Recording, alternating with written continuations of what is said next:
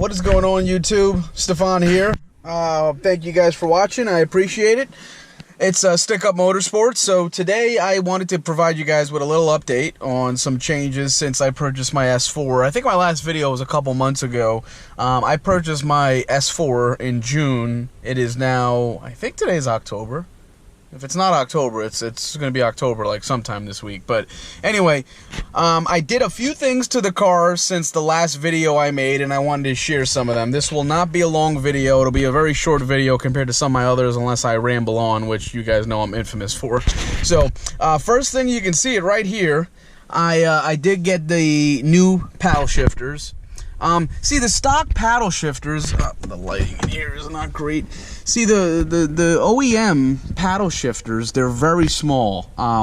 What would happen is when you're driving and the steering wheel is straight, it's no problem at all, but you ran into an issue when you had to make a turn. So let's say you were turning and you needed to shift the gear, you couldn't reach it necessarily because look at how small it is.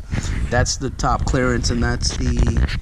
I don't even know if you can see it, but that's the bottom clearance. So I got these added on. These are the VAG paddles, shipped right from the United Kingdom, and they did a phenomenal job. You can get this in almost any color. I mean, black, yellow, red, green, purple, whatever suits you. I was going to go with the black, but I fell in love with the red because there's so much red accents on my car. I mean, my seats are red, as I'm sure you guys remember, and it just sets it off. In my opinion, it sets it off, the red paddles. And they're very high quality. They're made, I don't know if it's titanium or what it is exactly, but it feels very, very solid in the hand.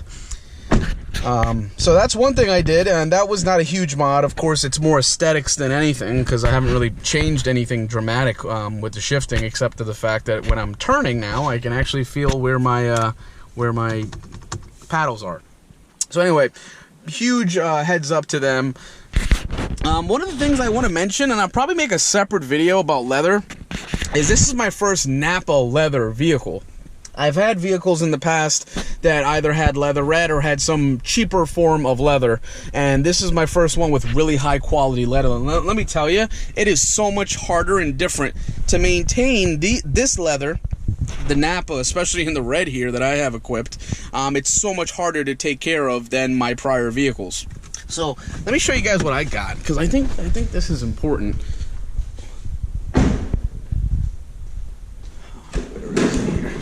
So over here, what that I ended up going with was the chemical guys. You got the leather cleaner. This usually I do once or twice, once every week at least, once every couple weeks sometimes if I have a busy weekend.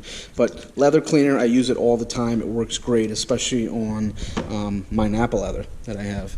And here's the step 2 to it. This is the leather conditioner. This is where I think it means the most. Because the cleaner, I mean, I don't know how important the cleaner really is. You can kind of almost use any universal cleaner.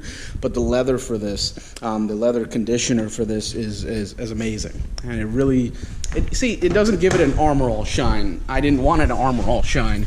It gives it a nice matte red look, which is exactly what this car should really have. I mean, bright red, gloss red, it would not look good. It would just look a little too much. This is, of course, like a matte red. So that's what I got at the moment. Now let's talk about mods. My second mod that I've done to this car. So, God, I love this vehicle. I mean, just look at it. It's gorgeous. I don't know what my turn signal's on. But yeah, the interior, I mean, it's unbelievable. It just blows me away every single day. And one thing I want to show, do I have my phone on me? Yeah, I want to show you guys, they did an update to Google, well, I guess Android Auto and Apple CarPlay. I don't have Apple, but I do have Android Auto. But check this out.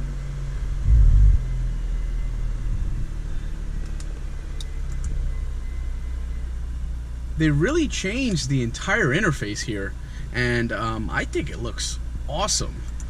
So look at all the settings here. You got the maps, you got the Spotify, which I use. You got Google Play Music, your regular phone. to exit the interface. There's your calendar, which has actually been working out well for me. I haven't checked the news yet, but there's news, podcast, reminders, which is huge. I have my entire life is basically run off Google Reminders because I do have a Pixel. You got the settings and then you got the weather. But I just wanted to showcase that.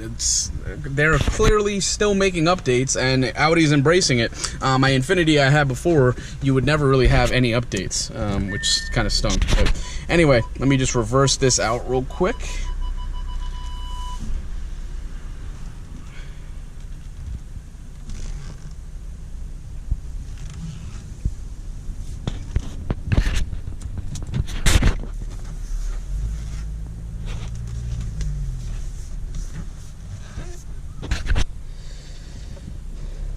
Let's give it a rev, shall we? Let me put this in sport mode. It's so crazy that you can hear it really open up, of course.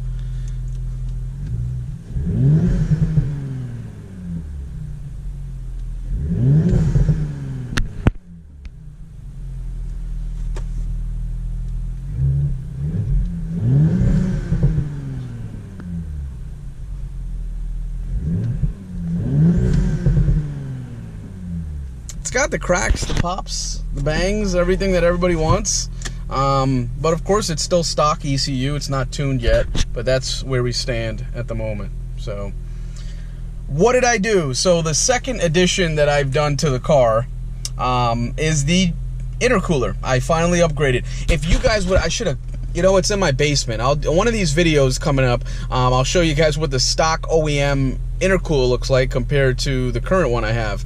But the stock OEM intercooler, it's so small, it's ridiculous. It's, you know, it's probably, I can't really show you because I'm holding the camera, but it's not large at all. I would say the you know, the height of it is probably not even as high as the steering wheel. It's ridiculous. So anyway, the one I got, I was looking at APR, I was looking at ECS. I ended up going with Rev 9. It just bang for your buck. I mean, it's unmatched. The Rev 9 intercooler. It's a black look, so it's not a silver like most of them come and look like. This is a black, so more of a stealth look, but the size is huge. It's literally 3 times, maybe even more, the size of the OEM intercooler, and it looks phenomenal. It really does look great. It was a pain to go through the install. It was not an easy install, but it was well worth it because my intake air temperatures, I mean, I haven't really logged it recently, but I can feel the difference, especially in the heat. You know, it's 77 degrees here in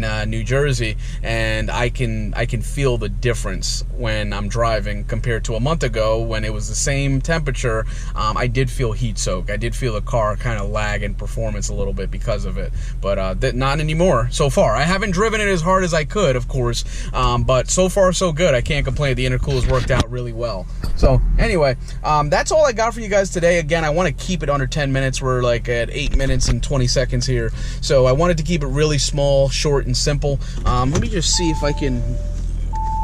I don't think you guys are going to be able to see the intercooler through the camera.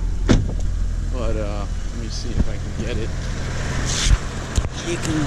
If you guys can see, I don't know if you can see it, but you can see it through here, and you can definitely see it through there. There you go.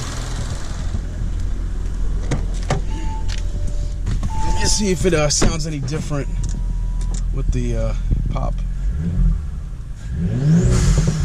Yep.